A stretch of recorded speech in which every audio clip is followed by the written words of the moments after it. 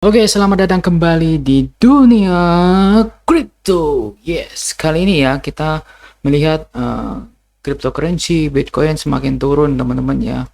Dan ke level 27.579 dolar ya. Dan kita lihat selama 7 days price action dari 31.000 ternyata makin turun untuk membuat lower low baru. Ini sesuai dengan video saya, kalian bisa lihat tentang yang Bitcoin ya di video-video saya sebelumnya. Saya memprediksikan tepat exactly sekali. Jadi di bear market kali ini kemungkinan akan ada potensi tarik menarik ya, sideways price action dari Bitcoin dan cryptocurrency yang membuat kita semakin bingung sebagai investor retail tentunya. Jadi ini adalah permainan wheels dan para pemodal besar di cryptocurrency atau di mana saja itu sudah seperti ini teman-teman. Dan berita kali ini, inflasi di Amerika Serikat meningkat tertinggi 40 tahun terakhir teman-teman ya. Ini membuat the Fed ya untuk segera menaikkan terus ya high interest suku bunganya teman-teman. Jadi indeks CPI untuk konsumennya itu 8,6% di bulan Mei. Mereka cenderung naik terus. Yang mempengaruhi 8,6% naiknya adalah sebuah rental tempat tinggal, kontrakan, makanan, dan gas atau biaya-biaya bensin untuk kendaraan di Amerika Serikat menjadi kontributor terbesar atau pemicu ya harga inflasi semakin naik teman-teman.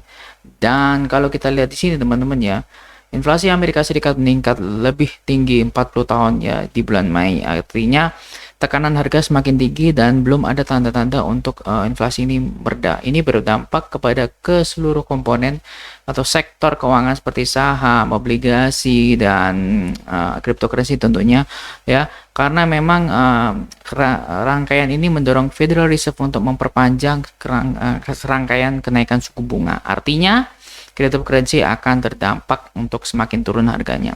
CPI 8,6% ya dari tahun sebelumnya. Kalian bisa lihat grafik di sini cenderung sideways di 2018 hingga 2021 teman-teman. Pemicu Covid kemarin membuat harga semakin naik dan tampaknya angka-angka ini tidak menghilangkan harapan bahwa inflasi akan turun ya. Jadi puncak akan semakin naik ke rate 10% kemungkinan teman-teman, dan membuat sebuah gejolak ekonomi besar di Amerika Serikat teman-teman. Dan The Fed kemungkinan di bulan Juli ya akan bisa menaikkan 50 basis point teman-teman ya. Ini dengan mudah meningkatkan kecepatan untuk menurunkan inflasi, kata The Fed ya. Dan kalian bisa lihat imbal hasil treasury 2 tahun itu sudah melonjak dan saham dibuka lebih rendah. Otomatis untuk suku bunga itu akan naik dan dolar diperkirakan akan naik terhadap pertukaran ekonomi itu ekonomi makro pada saat ini. Dan kita lihat ke Ethereum ya sebagai mother of all coin teman-teman ya. Ethereum turun ke 1500-an terendah sejak Maret 2021. Itu artinya bearish memang sudah 90%. Kalau kita lihat di coin market cap, Ethereum sekarang ke 1460-an. Kita lihat 7 days, wow, terjun bebas ya teman-teman. Nanti kita akan analisa mendalam terkait Bitcoin teman-teman ya.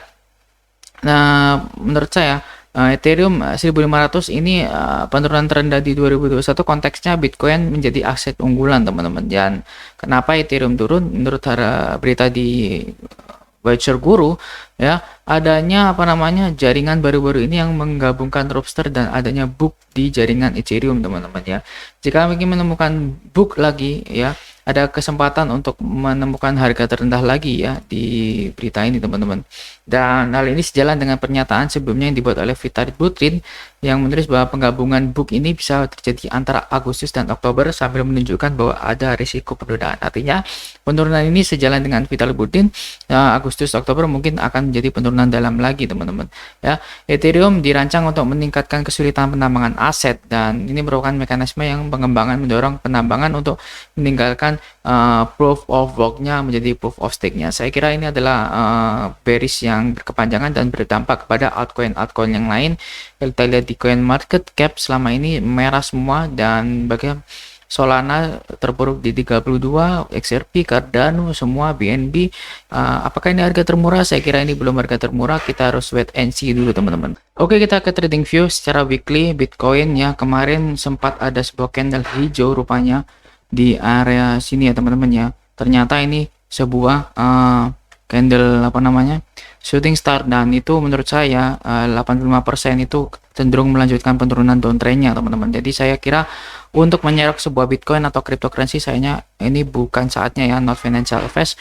Rupanya masih ada penurunan lanjutan untuk Bitcoin. Sekarang kita lihat daily-nya teman-teman gimana, bahwa sebenarnya si cryptocurrency Bitcoin ini masih melanjutkan penurunannya teman-teman. Oke. Oke. Ya, jadi menurut saya mereka masih menunjukkan penurunannya, tetap wait and see terhadap pergerakan kripto kali ini. Ya, kemungkinan mereka akan sempat turun-turun lagi, karena kalian bisa lihat ya, pergerakan Bitcoin masih turun teman-teman. Oke. Penurunan selanjutnya adalah saya kira ya, karena di sini kalau misalnya kita jeli, itu mereka membentuk sebuah pattern yang sangat cantik, dan pattern itu adalah sebuah yes exactly pattern pattern bearish flag ya teman-teman ya. Dan penurunan itu akan masih terus terjadi kalau kita buat sebuah Fibonacci di sini teman-teman ya. Saya perkirakan penurunan selanjutnya ada di 25 ribuan teman-teman ya. Tidak membentuk shadow tapi membentuk sebuah valid pattern ke 25 ribuan teman-teman. Kita mark dulu biar kalian tahu ya. Oke, 25.000 untuk sebuah patternnya si Bitcoin teman-teman. Tetap optimis. Thank you.